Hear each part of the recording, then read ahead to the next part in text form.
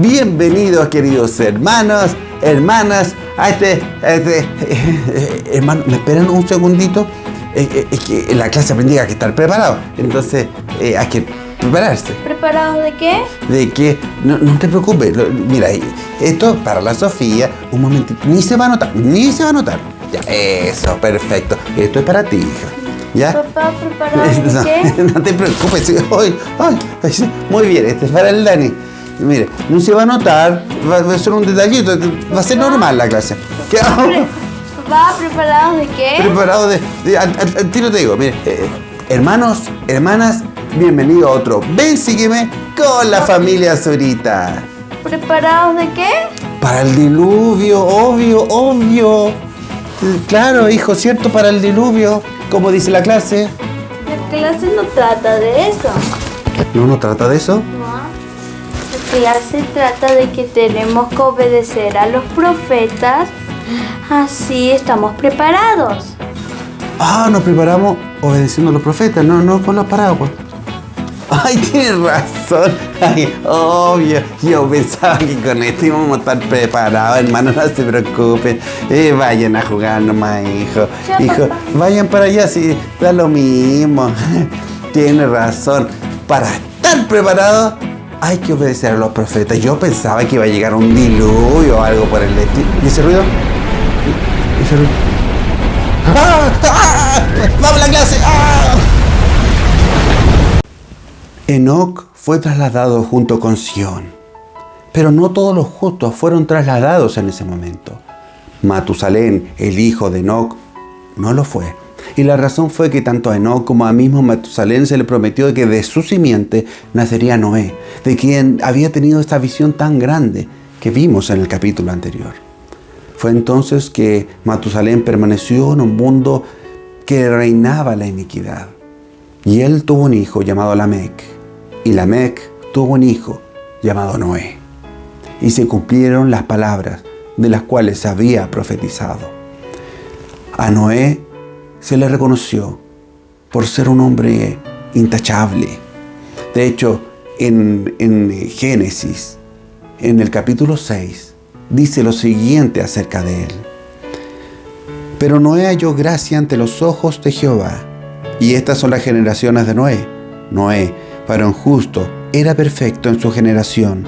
Con Dios caminó Noé. Y en Moisés 8, del cual nos ilumina un poco más al respecto, dice lo siguiente acerca de él y su familia. Y Noé y sus hijos escucharon al Señor y obedecieron, y se les llamó los hijos de Dios. Y aquí quiero rescatar un punto muy importante. Las características de Noé son magníficas, no solamente porque fue obediente a los mandamientos del Señor, él y su familia, sino que vivía en un mundo inicuo, donde reinaba la iniquidad por todas partes y a pesar de eso se mantuvo firme. Nosotros podemos vivir en un mundo lleno de maldad, un mundo complicado, pero eso no nos excusa de cumplir los mandamientos del Señor. Todo lo contrario, eso nos ayuda a ser hijos de Dios. Eso nos ayuda a andar con el Señor, como Noé lo anduvo y su familia. Ellos pudieron hablar con el Señor. Y nosotros hoy en día podemos dirigirnos a Él por medio de la oración y recibir la guía que nosotros necesitamos en un mundo difícil. No nos preocupe las circunstancias que vivamos, más bien que las decisiones que nosotros tomemos, que esas sean las correctas y el Señor será nuestro aval, a pesar de lo que suceda. Y fue entonces que el Señor llamó a Noé y le mandó a que predicara el arrepentimiento a este pueblo. No solamente predicó el arrepentimiento, sino que el evangelio que predicó aquí fue el mismo evangelio que enseñó Enoc y que se enseña el día de hoy. La fe, el arrepentimiento, el bautismo, el don del Espíritu Santo, el evangelio de Cristo y la expiación de un Salvador que en ese tiempo habría de venir. Eso es lo que enseñaban, para evitar que una destrucción inminente cayera sobre este pueblo mediante el diluvio. Nosotros nos podemos pensar o podemos meditar muchas cosas al respecto. Primero, el hecho de que ¿Cómo fue que después de una pequeña advertencia el Señor destruyó toda carne por medio del diluvio? Pero la verdad que no fue una pequeña advertencia, ya que en Moisés 8 nos explica que fueron 120 años lo que Noé predicó el arrepentimiento al pueblo. Y el pueblo no escuchó, aún después de tanto tiempo. No debemos, queridos hermanos, esperar 120 años para obedecer la voz de los profetas en la actualidad. El Señor nos da consejo mediante sus siervos, los profetas. Nos da mandamientos y tenemos que estar atentos a la voz. Tenemos un profeta, Russell M. Nelson, nos da consejo y tenemos que estar atentos, escucharles y obedecerles. Porque de lo contrario, estaremos en peligro. Y quisiera resaltar las palabras del Elder Eyring, el cual nos dice al respecto: el no seguir el consejo profético disminuye nuestro poder de aceptarlo en el futuro. El mejor momento para haberse decidido a ayudar a Noé a construir el arca fue la primera vez que él lo pidió.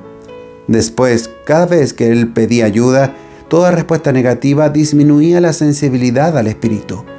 Y así cada vez que solicitaba ayuda, su petición parecía más insensata, hasta que descendió la lluvia, y para entonces era demasiado tarde. En mi vida, siempre que he elegido posponer seguir el consejo inspirado o que he decidido que yo era la excepción, he llegado a darme cuenta que me encontraba en peligro.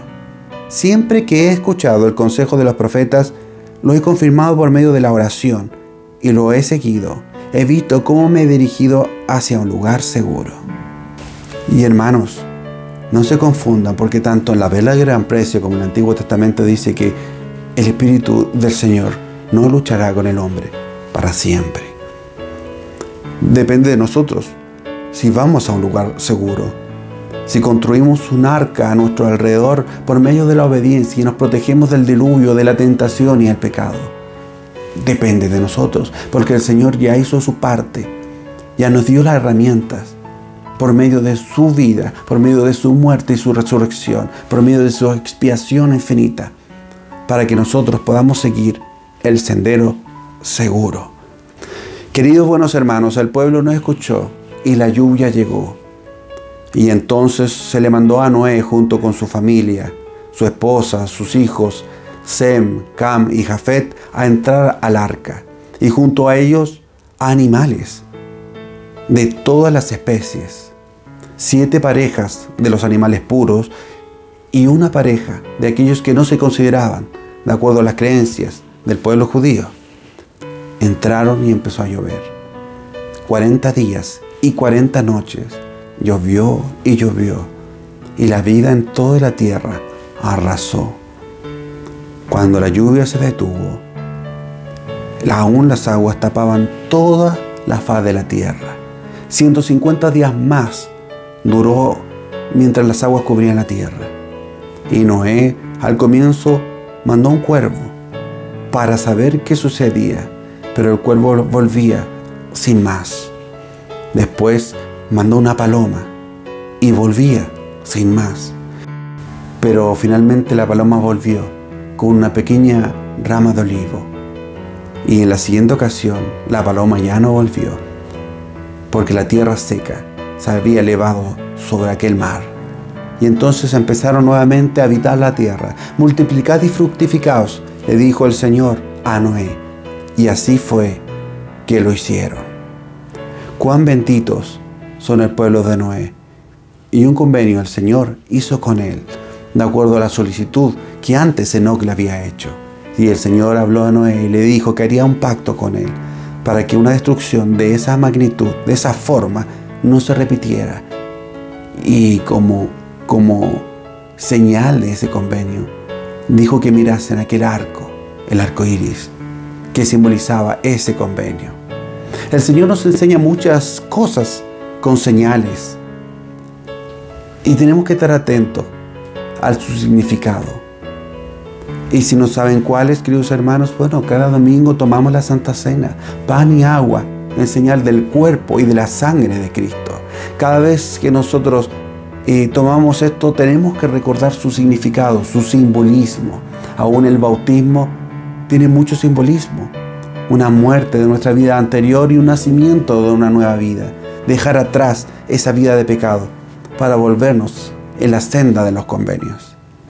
Y eso es lo que tenían que recordar al mirar aquel arco, que debiesen ser obedientes a los mandamientos del Señor, un recordatorio del camino que nosotros debemos seguir. Hoy en día también el Señor hace convenio y pacto con nosotros. Si nosotros cumplimos nuestra parte, el Señor cumplirá la suya y siempre lo hará.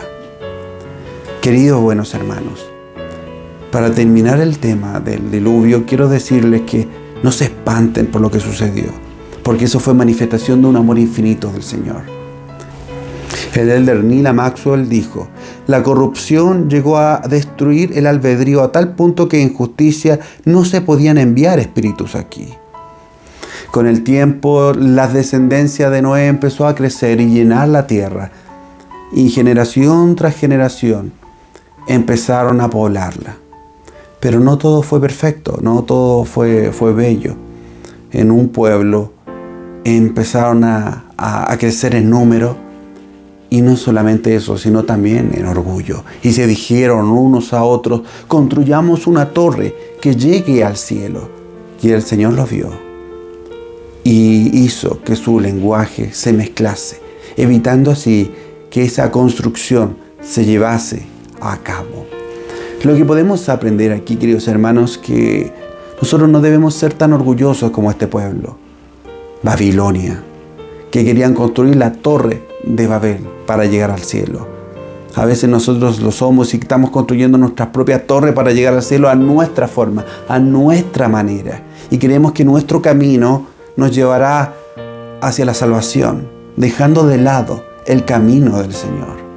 Y el camino es uno, porque de tal manera amó Dios al mundo que ha dado su Hijo unigénito, para que a todo aquel que en Él cree no se pierda, mas tenga vida eterna. Él es el camino, la verdad y la vida. Nadie viene al Padre sino por Él. No hay otro camino.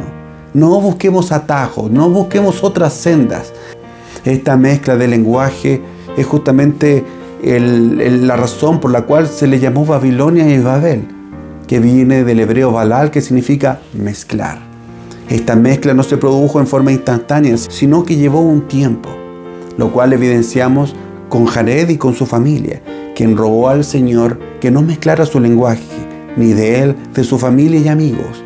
Y entonces el Señor le mandó que se alejaran de ahí, y llegaron a un lugar escogido, lo cual podemos encontrar su historia en el Libro de Mormón, como la primera migración hacia la tierra prometida en América. ¿Se dan cuenta?